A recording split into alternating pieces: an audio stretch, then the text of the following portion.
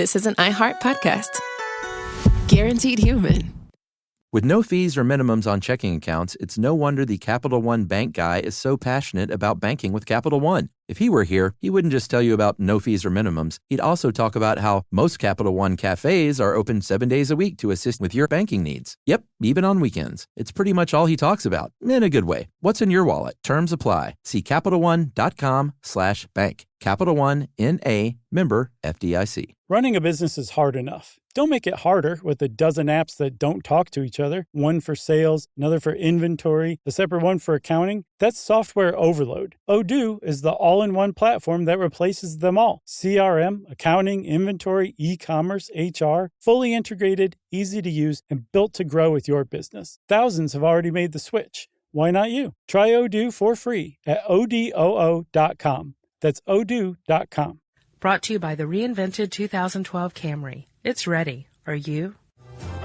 Welcome to Stuff You Should Know from HowStuffWorks.com.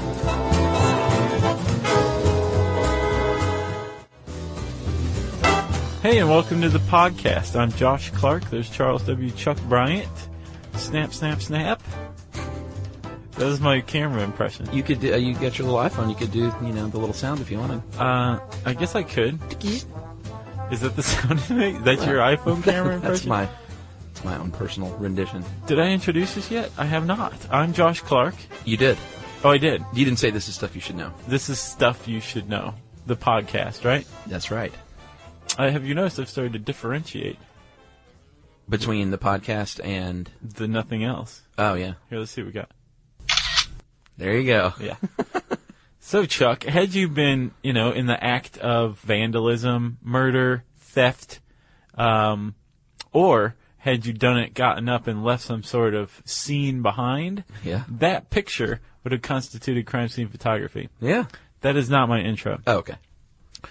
Did you notice in this article a guy named Alphonse Bertillon? Mm-hmm. Right? Yeah. He was a 19th century French photographer who is credited with creating the concept of crime scene photography for forensic police investigation. Yeah. He's also credited with creating something that any smoking gun fan will appreciate this guy for, mugshots. Yeah, I like mugshots. Mugshots, he created mugshots, I should say, for the purpose that they're used today. Cataloging a criminal. This guy, with this face, with these tattoos, has done this crime. Yeah. Right? Or has been questioned for this crime or whatever. It's a way of documenting what a person looks like so there's no mistaken identity, that kind of thing. Yeah. And when Bertillon came up with this, it was kind of a lifesaver for people suspected of being criminals or for criminals because in France at the time, you may be branded with a hot iron. That's how they identified repeat offenders. Oh, really? Yeah. So that was kind of a save. But Bertillon was also very much interested in eugenics, which was the idea that you could create a fitter, better human race by basically sterilizing or killing people who didn't fit the idea of fitness, right? Yeah. Epileptics, criminals, that kind of thing. Sure. And part of eugenics was based on phrenology, or the shape of the skull, the shape of the face, characteristics. And Bertillon came up with 11 characteristics that you could measure. Drawn on ethnic lines, largely. Yeah, very much so. Yeah.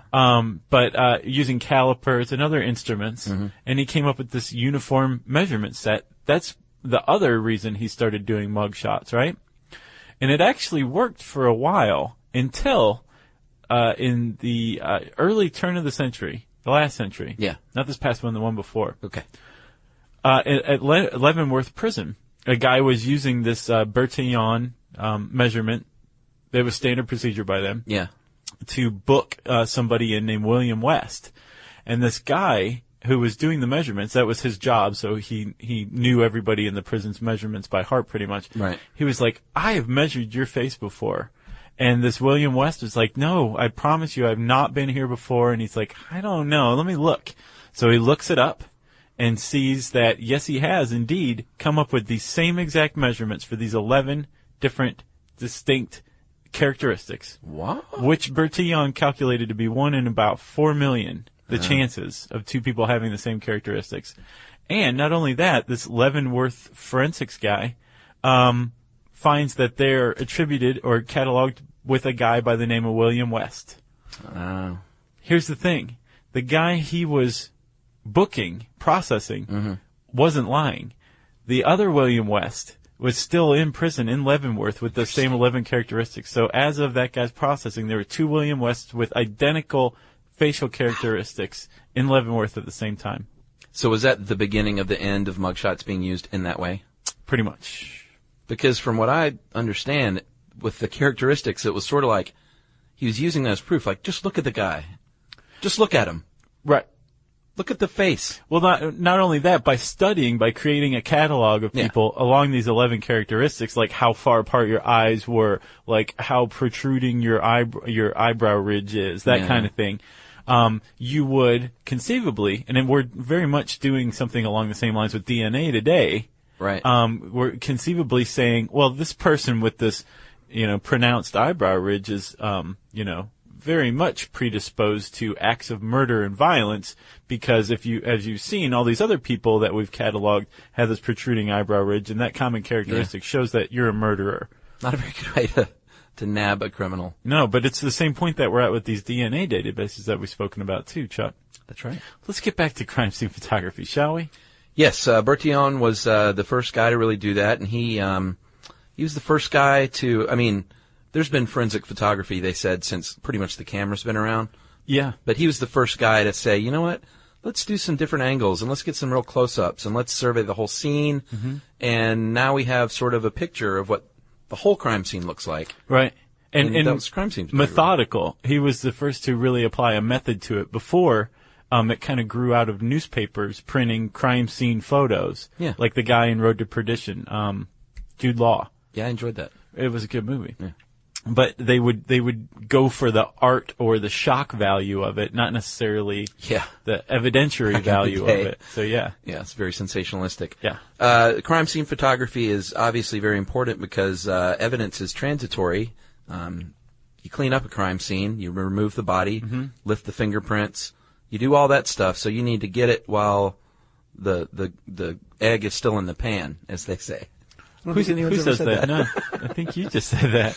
So before everyone else comes in and does their thing, the crime scene photographer, and there's a lot of pressure on these men and women to go in first because they've got their CSI guys outside saying, all right, come on, let's get this over with so we can start analyzing it. Right. But they got to be first because you don't want to disrupt the scene. Yeah. And you have to take your time and you have to do it right. And there's standard procedures that you have to come up with. Very much. But yeah, it's kind of a high pressure job. It's a very important job. You remember when we were talking about blood pattern analysis? Just a couple of days ago. It seems like just no time at all. Yeah. But you were talking about how maybe some police departments have people pulling double duty with blood pattern analysis. Yeah. Not necessarily so with crime scene photography. This is not as much an art as a science, even though it's something that grew out of an art. This position is very valuable, so much so that the Manhattan District Attorney's Office has its own crime scene photography and videography department. Oh, really? And they dispatch them independently of the police cops. force? Interesting. Yeah. So there'll be 2 on the scene because they found that documenting a crime scene is so important to closing a case that they have their own peeps doing it. Their own peeps? Their own homies. All right, so let's talk about the classifications of forensic photos. There's 3 of them, and at first it sounds like no duh, but it's a little more interesting than that. You've got your overview, you got your mid-range, you got your close-up. You think overview, you think, yeah, they just take the big wide shot. They take a lot more than that. They take pictures of the outside of the buildings. Yeah. They take a picture of entrances and exits. Yeah. They take pictures of, let's say there's a crowd of folks standing around that police tape. Yeah. You know, in the movies, they always return to the scene of the crime. Yeah. You can pick them out of that crowd, so they take pictures of the crowd. Not only that, if the police are canvassing the crowd and some people wander off or whatever, you can use that to go find those people who may be potential witnesses. Exactly. They will take pictures of not just the room, but every angle of the room, the corners of the room, the different rooms in, like, let's say a murder occurred in a bedroom. They're not just going to stick to the bedroom. They're going to take pictures of all the rooms in the house because they may say, hey, look in that picture. The phone was off the hook. Yeah. In the other room. So Dun, dun, dun. yeah, let's go lift fingerprints off the phone handle. Yeah. Or trace the last call that was made, something like that. The There's call clues all is over the coming place. from upstairs. It's inside the house. Yeah. Support for the show comes from Public, the investing platform for those who take it seriously. On Public, you can build a multi-asset portfolio of stocks, bonds, options, crypto, and now generated assets, which allow you to turn any idea into an investable index with AI. It all starts with your prompt, from renewable energy companies with high free cash flow to semiconductor suppliers growing revenue over 20% year over year. You can literally type any prompt and put the AI to work. It screens thousands of stocks, builds a one-of-a-kind index, and lets you backtest it against the S&P 500. Then, you can invest in a few clicks.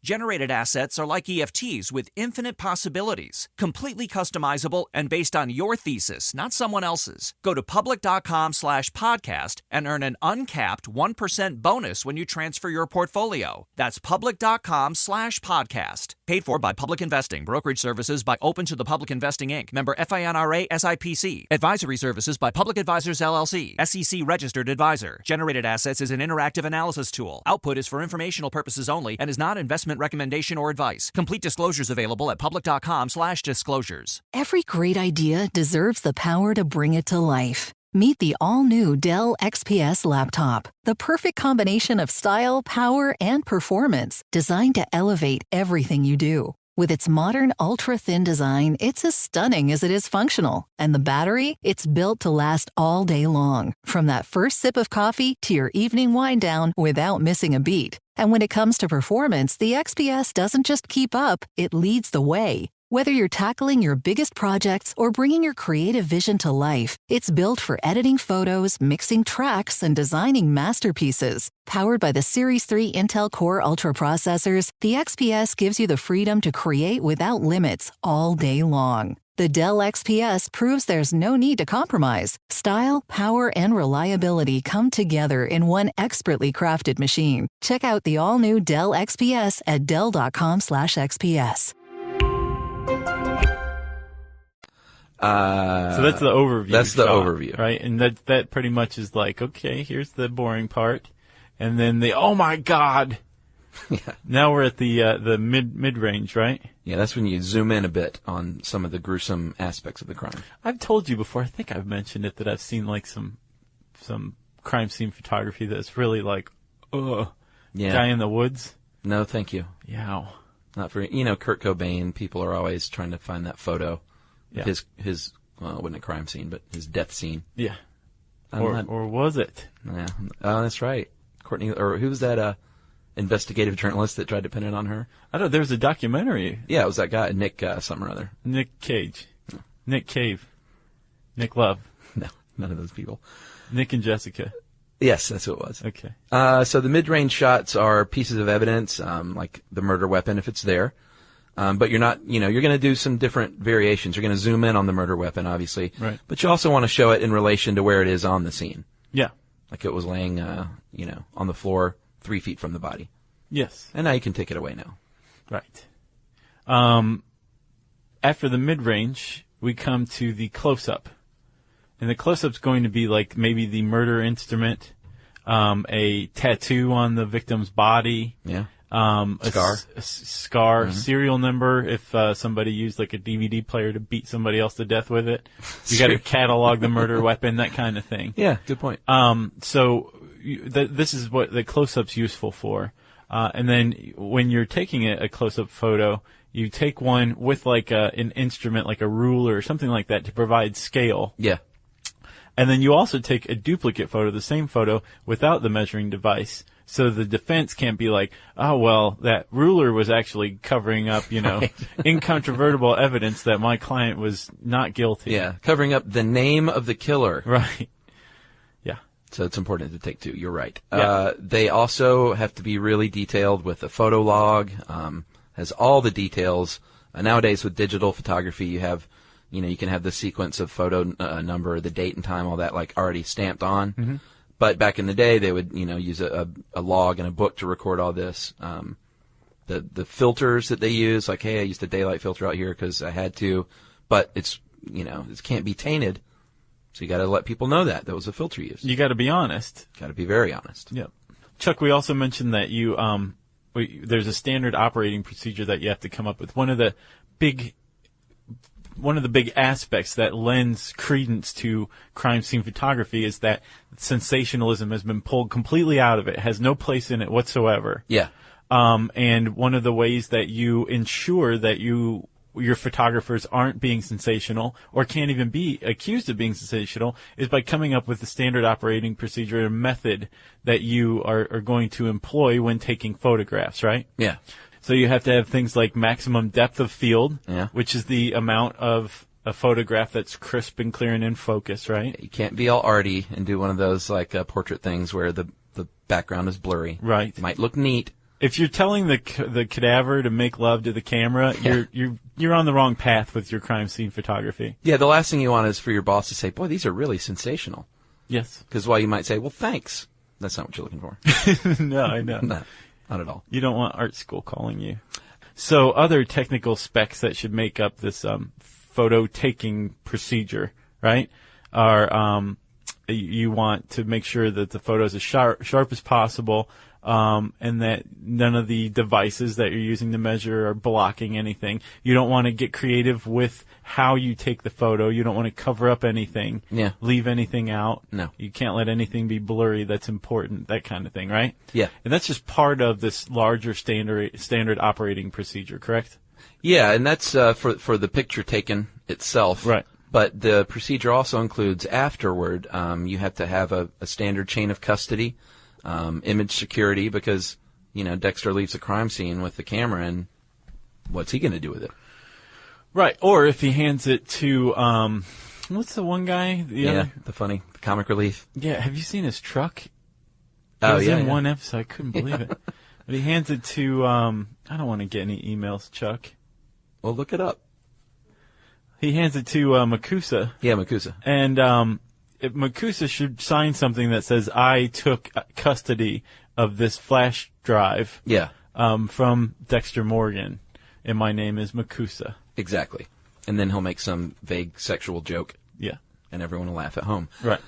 You have to preserve that original digital image. So let's say you want to blow it up and change the contrast a bit to highlight something. That's all great. That's all groovy. But you have to note that you've done that, and you have to have the original in its original form and format as whatever. If it's a JPEG, Yeah. you can't make it a GIF or a GIF. Certainly not an animated GIF. That's just gruesome. Yeah, that'd be weird. There are a lot of times there's image security software to make sure everything stays like it should. You have to store it in like on a hard drive. You have to have backups of it. Right. Just got to be really, really, really detailed. It's not like your vacation photos. No, anytime you do anything to manipulate that photo, you should log it and you have to just be completely honest. You shouldn't have any dog in the fight. No, of course not. Your job is to document this scene and extract or prevent any emotion from coming into it as much as possible. Yeah, exactly. Right?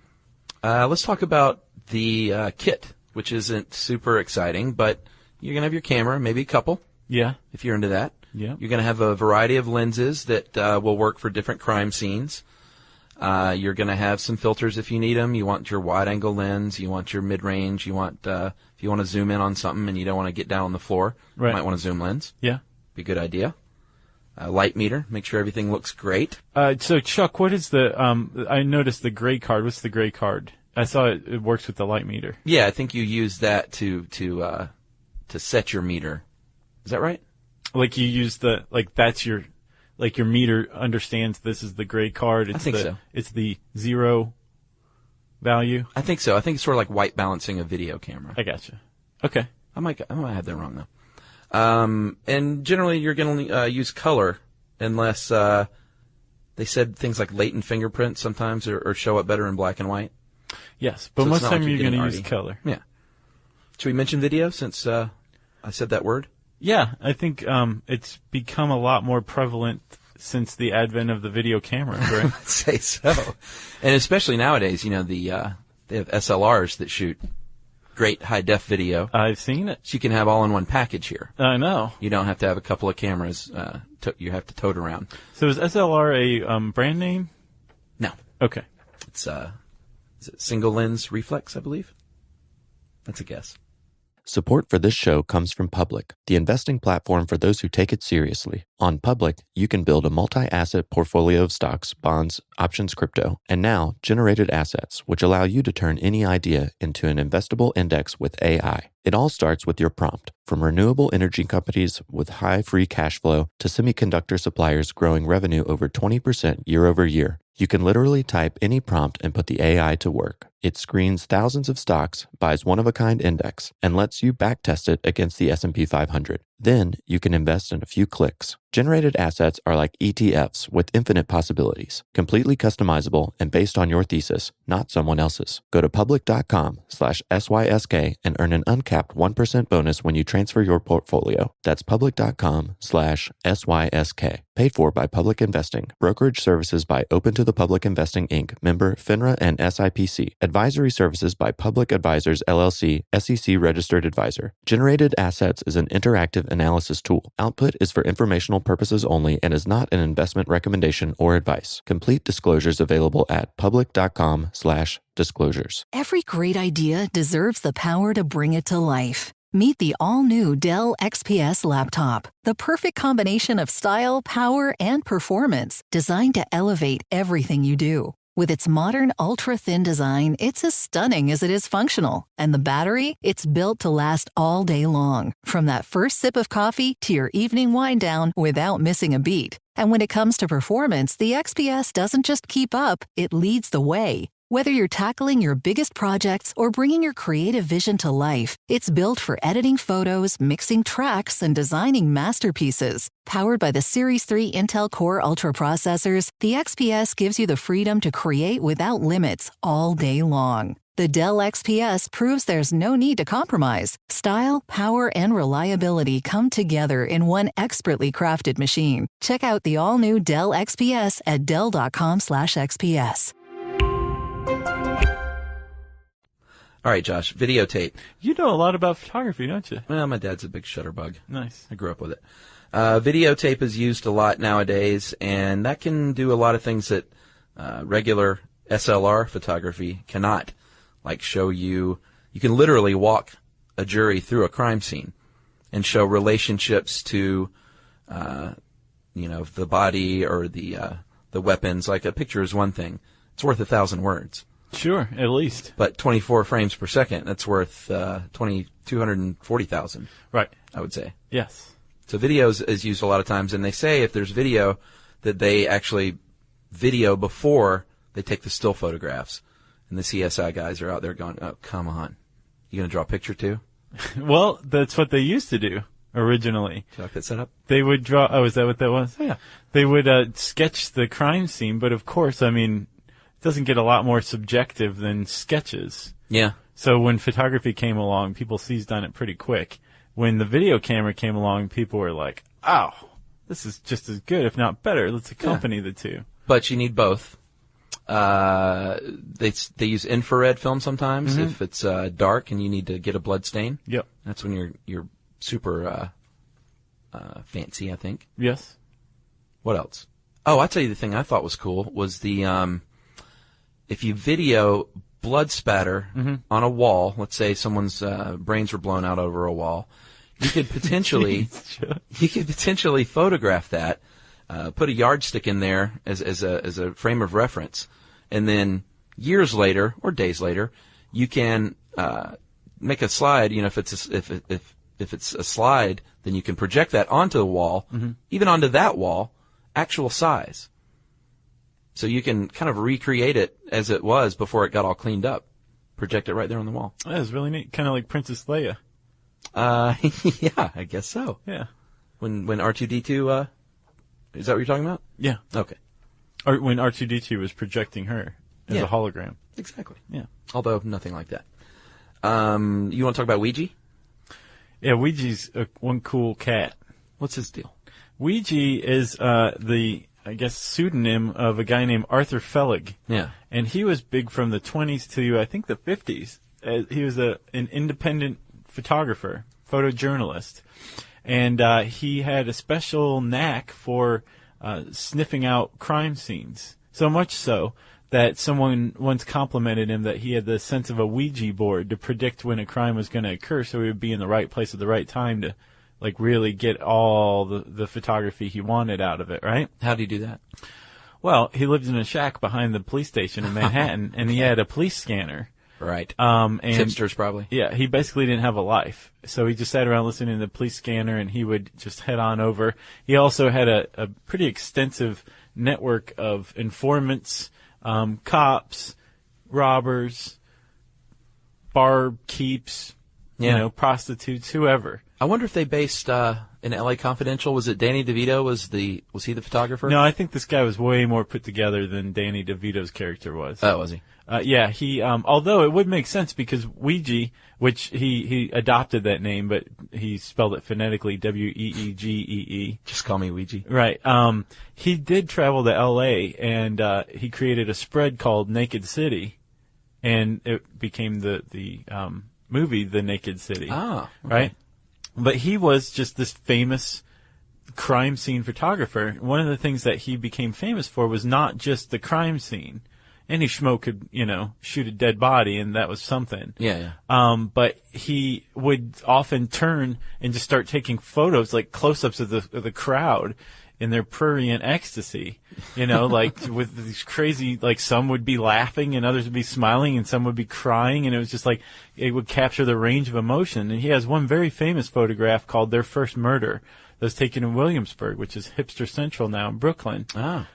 And they, it's just this group of people of all ages. They all seem to be white, but they're all just in this weird pose, like almost writhing in ecstasy, on the scene of a murder, like before the cops have even got there, like that crowd that crowds around. Oh, yeah, look at him. Like Ray Bradbury wrote about them. Really? The crowd, they would be there on the scene when an accident occurred. Interesting. It's kind of like that. But anyway, Ouija had some pretty good stuff. Well, and that kind of brings up a point that crime scene photographs have been viewed, and this is ones from back in the day. I don't think they view new ones as art. But in Hollywood, or in L.A., they dug up in 2001 a box. Well, I say a box. There's probably more than one box. Yeah, a trove. A treasure trove, if you will, of old forensic photos, and some of them were some of the most infamous crimes and murders in the history. And Black Dahlia comes to mind. I don't know if that was in there, but yeah, I wonder if it was in there. I'm sure it was. Probably so. And some of these negatives were decomposing and deteriorating at this point, so they said, you know what, we should preserve these because it's historical record, and some of these are really great photographs, and so years later they actually took it on tour. Yeah. In art galleries. What was it called? I think it was called, Ouija did that, didn't he? Yeah, Ouija had one in New York called Ouija, Murder is My Business. I read a quote from him. There's a pretty cool book, Chuck, called Shots in the Dark. Oh, yeah? Based on like a true TV documentary, I think. Wow. But it's a lot of crime scene photography, but it's an explanation about crime scene photography too. But there's a quote from Ouija where like gangsters in the 40s and 50s, like the big ones, they reveled in their notoriety. But it was the young punks who tried to like cover up and pretend they weren't, criminals. And he would always say to him like, "You just wait until you make it big, you punk, then I'll take your picture." So he's a tough guy. Really? Yeah. Is he still around? No, I think he's dead. He was working in the 20s to the 50s. Well, I mean, who knows how old he was? He's immortal. He could be, like, really old. So crime scene photography? I don't have anything else. I don't either. Pretty straightforward. If you want to see Ouija's Their First Murder, it's pretty interesting. You should type in crime scene photography in the search bar at howstuffworks.com. This concludes our Dexter Lovin' series, Valentine Week series of crime and documentation. Indeed. And since I said search bar, that means, Chuck, of course, it's time for listener mail. Yeah, we're doing a shout-out, and I know I say we never do them, but we're kind of doing them more. We never do shouts out.